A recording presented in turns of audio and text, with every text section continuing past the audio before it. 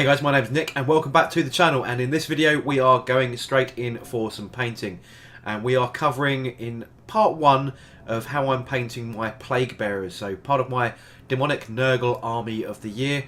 I'm doing Plaguebearers. So you would have already seen me do the assembly of these, you'd have already seen me do the Feculent Gnarlmaw unboxing, and you'd have also seen me do the Plague Burst Crawler build as well. So we're actually going to get some paint down at long last and start getting these guys almost tabletop ready. Most of the hard work is done at the end of this video, but there are a few tidy ups that we'll catch up with in part 2. So let's crack straight into the video. So for these guys, I'm starting with a pure white primer. I use Vallejo Surface Primer, but Army Painter or Games Workshop's Corax White will do you just as well. And the first stage of this is a glaze medium from Vallejo that I use. I think it's very similar to Lamium medium from Games Workshop, and then mixed with Seraphim sepia. I'm using this tissue here just to sort of gauge how thin or how well mixed the paint is. At this stage it is a little bit light, so I'm going to apply several thin coats of this rather than try and thicken it up, and then at least I can control the intensity of the shade. Now I'm a little bit awkward with this camera angle. I am trying some different approaches so that you guys can see a lot clearer what I'm actually doing. And I've realised that being right-handed, having the camera over my right shoulder is probably not ideal. So I do switch over a little bit further into the video. Makes it easier for me to hold the brush and easier for you guys to see. So yeah, I'm using a new macro lens for this. I think it actually comes out a little bit clearer. This is a little bit white out, but we'll get used to it. We'll get round it, and it will get better, I promise. I sort of gauged this is a little bit too thin, but I'm going to plough on anyway, and then, as I said, let it thoroughly dry, and then darken it down with a couple of subsequent layers, which we'll catch up with at the end of this little bit of clip. But I'm using a size 1 brush for this. And then just making sure that I evenly coat all the parts and making sure that no pooling occurs of the wash, and trying to make sure that it doesn't get sort of saturated in all the crevices. It just needs to lightly go through them so that it settles there but doesn't pool and cause a big blob or start running down the model. That is definitely what you don't want. What you do want to catch is all the pustules, and there's so much detail on this, all the nipples, all the pustules, all the scabs. All that facial detail. You just want to make sure that it sort of comes to life just by giving it this very thin down sepia wash. And as I said, giving it several coats of this, or at least 2 or 3 coats I think in this case, to sort of darken it down and make it pop. But you do need to make sure that you allow the first coat to dry. It takes about 35-40 minutes for it to fully dry, depending how thickly you've applied it. So that's like after the first coat, so that sort of dried after the first coat, and as you can see I've just applied it all over the model. I haven't covered the sword because that's going to get painted anyway. I have done it over his sort of handbag of heads that he's carrying, and then I'm going to apply this exactly the same wash to the rest of the squad as well. Now we've moved on here, and I've done 3 coats of that Seraphim wash, and I've gone a little bit darker so they weren't as thin as that first one, and you can see all around the pustules and stuff it does look much more brown and sort of popping. There's no green in that. This is a weird trick of the camera that it is looking a bit green, but that is purely sepia wash that's been thinned with that glaze medium. Now the next stage, as you saw the paint come up there, is Carroburg Crimson thinned with the same Vallejo glaze. And this is going to be a lot more targeted. This sort of gives a reddish blood kind of feel to the model. It looks like he's sort of stretched out of his skin, showing sort of he might have once been kind of human and he's just mutated that much. And just applying this sort of red glaze along that spinal column that's all popped out there, just so that it looks like it's been, you know, just makes him look a bit disgusting really. And then applying that same glaze mix more around some of the pustules so they look a bit more red and swollen, and just look that little bit more grim. And because you've already got that sort of brown base or that sepia base underneath there, it does sort of dull down the brightness, but I think it gives a really good colour effect to make them look like really horrible spots and calluses and bunions and whatever else that these things could possibly be. Just really disgusting looking bits on a Plaguebearer. So that's why I'm going across with the red now, or the Carroburg Crimson now. And I think that really does make a good effort to really bring these little details out. Just to reiterate, I said that this isn't green. I'm trying to avoid going with green on the Plaguebearers, just to make them look a bit different from when I come to do the Marines. I really want them to look sort of washed out, really quite sick in the head. You know, they've had a real bad dose of flu like I've had recently, and just feel really sort of clammy and horrible, and just not a traditional sort of Nurgle green. And the way I've done that is by applying that sepia wash to the different models within the unit at different intensities, so they all come across as looking slightly different as you go across the unit. And when I show you some unit photos at the end of this video, you'll see exactly what I mean. So once that's dry, that's the effect you now end up with. As you can see, that Caribou Crimson does kind of begin to show through, and does make those boily bits on the model sort of begin to pop and look a bit kind of, yeah, he's looking a bit poorly. I think he needs to get onto his GP pretty quick if he can ever get an appointment. The next stage then, we are going to use Druchii Violet, again thinned down with that Vallejo Medium.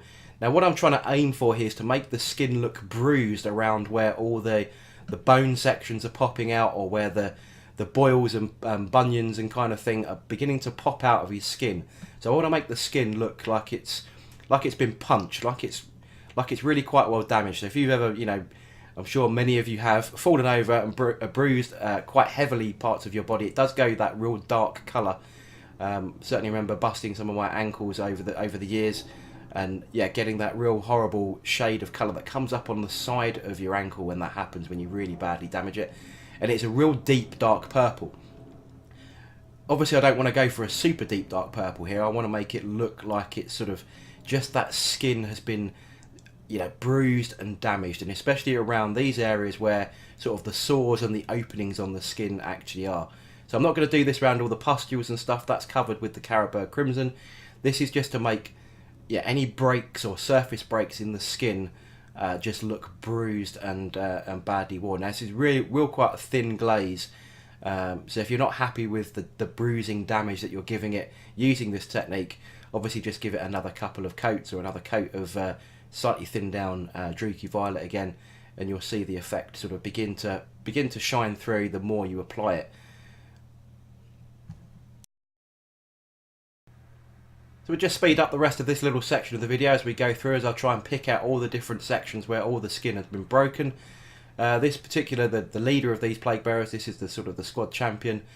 He's got not that many of them really, compared to some of the others that have got their guts all spilling out, and they make an ideal target where they've got weird demons popping out their guts, or they've got serious gut problems with it all hanging out of their bellies. This guy's just sort of got a couple of these puncture wounds, and I'm just going around making sure that I capture all of those, and that enough of the sort of the purple stain wash is actually coming through.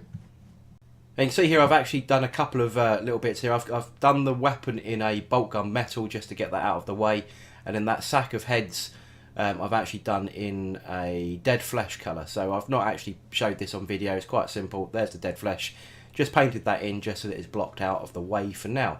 But we'll carry on with the actual Plaguebearer's main body, and what we're going to use here is it's Vallejo's Gory Red. It's probably similar to sort of Mephiston Red, something like that, a very dark sort of visceral red.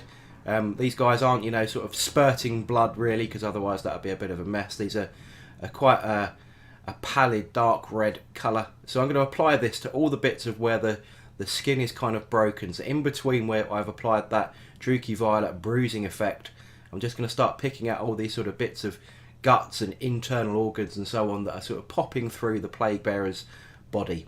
So there's a couple of sections on this, and a couple of those sort of large rents in the back of his thigh there as well on the left that you can see, that big hole in his back, those kind of things. So just picking out all of those little spots with the Gory Red. And once that's done, just to wrap the rest of this video up, that Gory Red I'm just going to cover with a shade of Nuln Oil. So I've let that dry, the Gory Red's dry, and then I'm just going to apply the Nuln Oil wash. This isn't the gloss one, this is the standard matte version, and I'm just going to try and push it into the edges where it meets the skin. So there's actually quite a nice little defined area especially on these little triple symbol, or this triple bit of damage in front of him here. Just making sure that wash goes into those little sort of recesses, so that it looks like it's a little bit shaded and you can't fully see into all of his guts.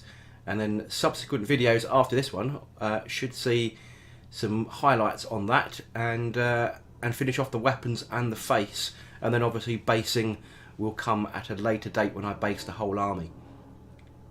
So just to round this video out then, I've got a few photos that I'm going to let spin through that I've taken at various stages.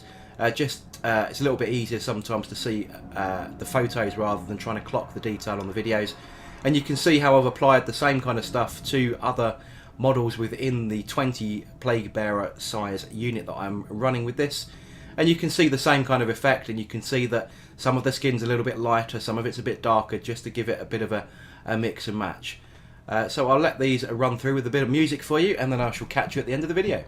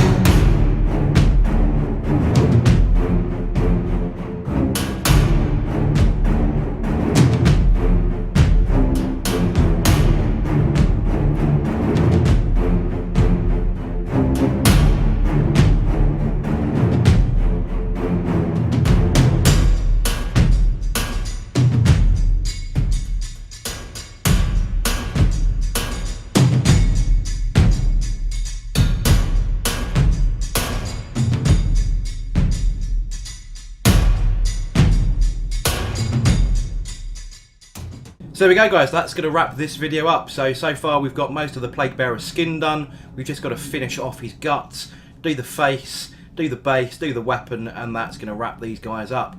Hope you enjoyed the video, hope you like the style I'm adopting for these Plaguebearers. If you do, don't forget to like, comment and subscribe to the channel, be much appreciated. I am pushing nearly 400 subs now. Be nice to sort of hit 500 by the summer. That would be a nice little target, wouldn't it? But until then, I shall catch you guys on the next video.